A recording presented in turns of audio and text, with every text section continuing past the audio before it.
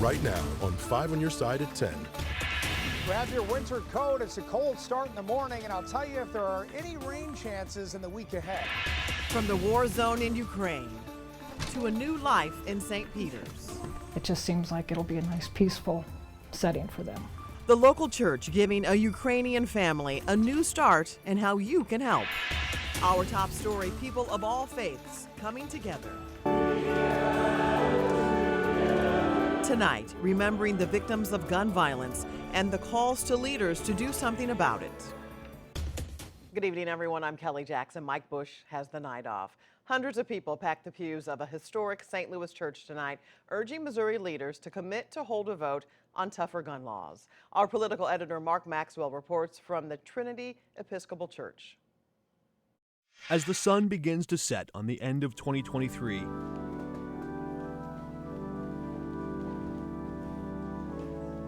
so we gather tonight in the spirit of hope. these rafters ring with songs of hope that a new year might bring new light. Hope is a flame that can never be extinguished.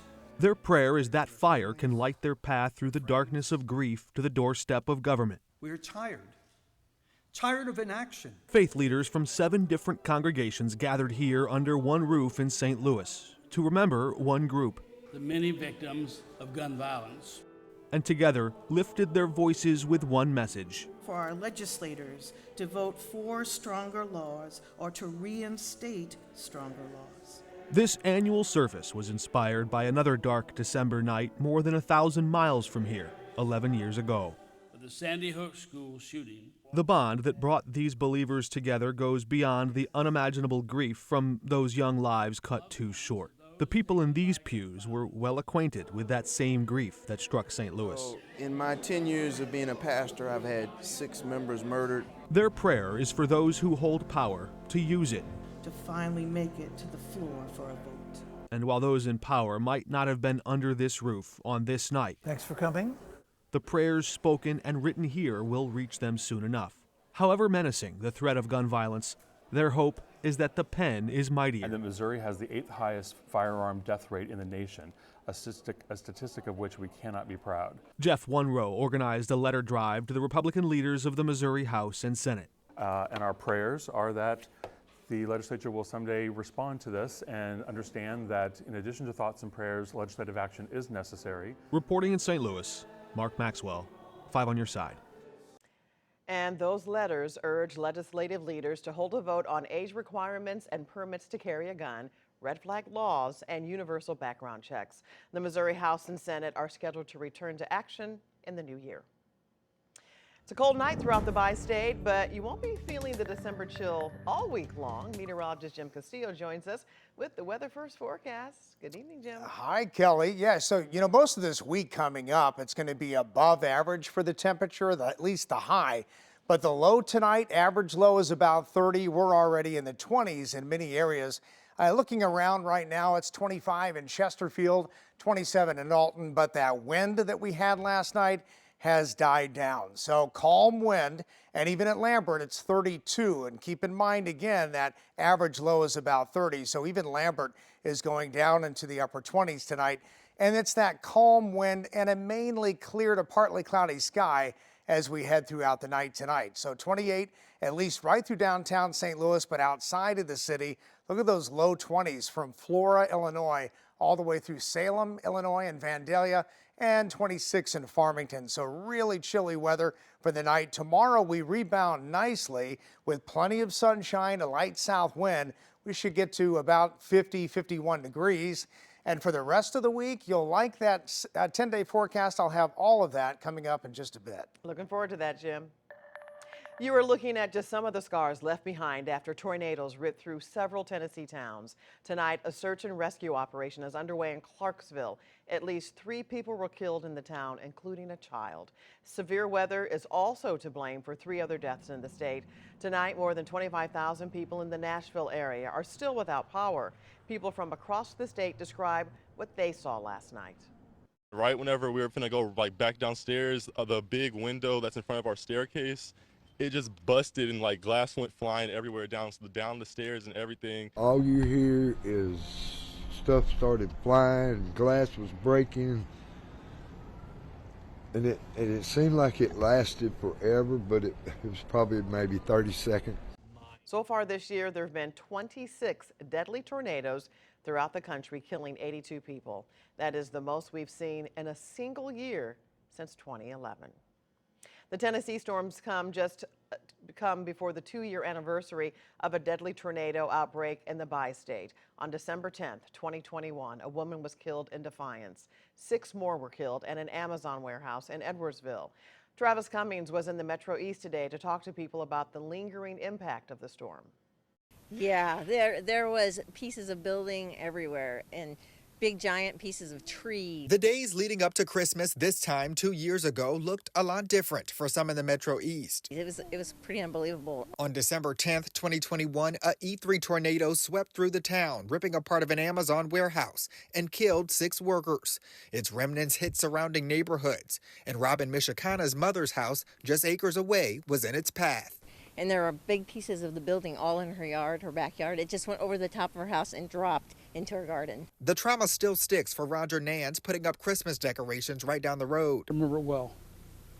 My granddaughter, the little one here with us, she keeps going to the basement whenever we get a hard rain or storm and thunder and lightning. Amazon has built a new facility here. We reached out to the company to see what has changed as far as keeping employees safe from future natural disasters.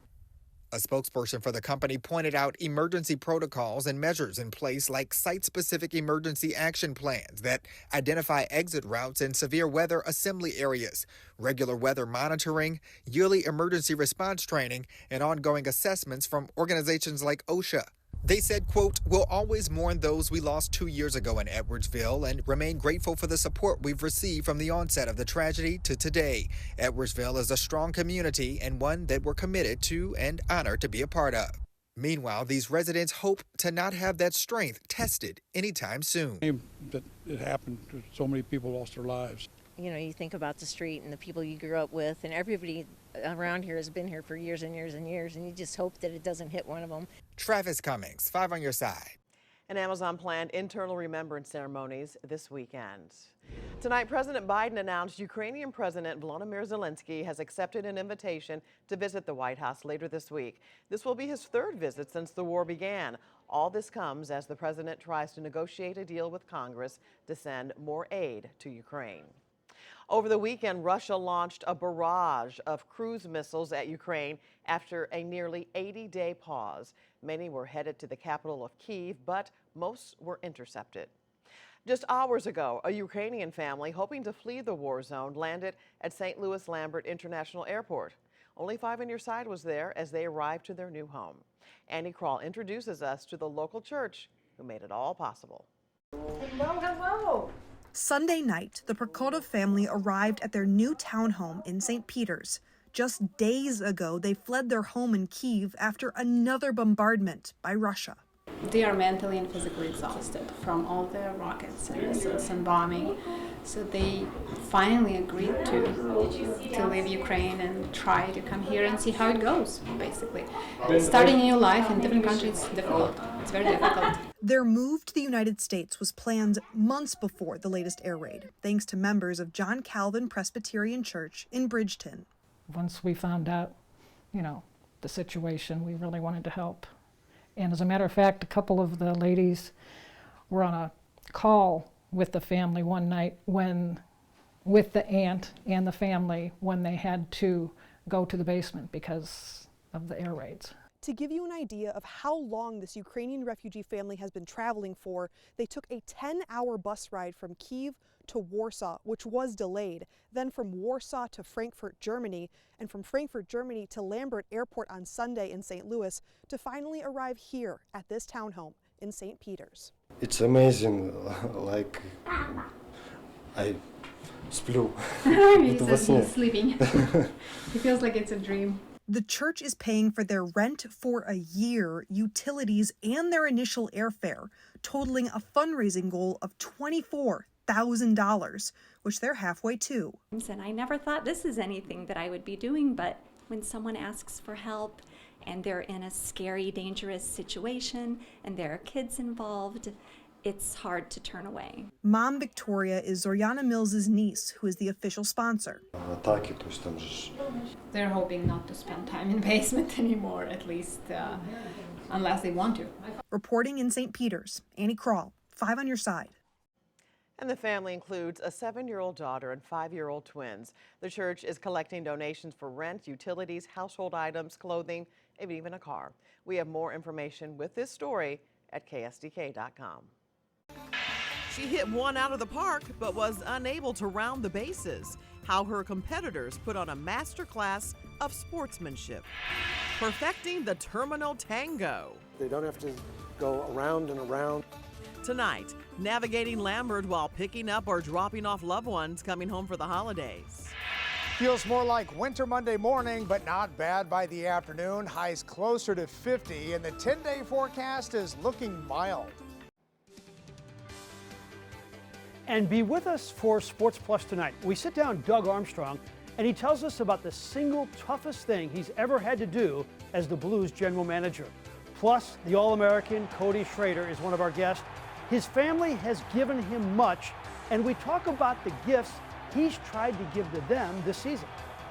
I want them to experience life, and I think that's what's been so special about being at Mizzou, is that they've been able to travel with me and come to games and see stadiums like Georgia and see stadiums like Tennessee and just experience life. Plus, the captain of the Blues has some harsh words about the squad after last night's loss in Chicago. See you in 20 minutes for Sports Plus.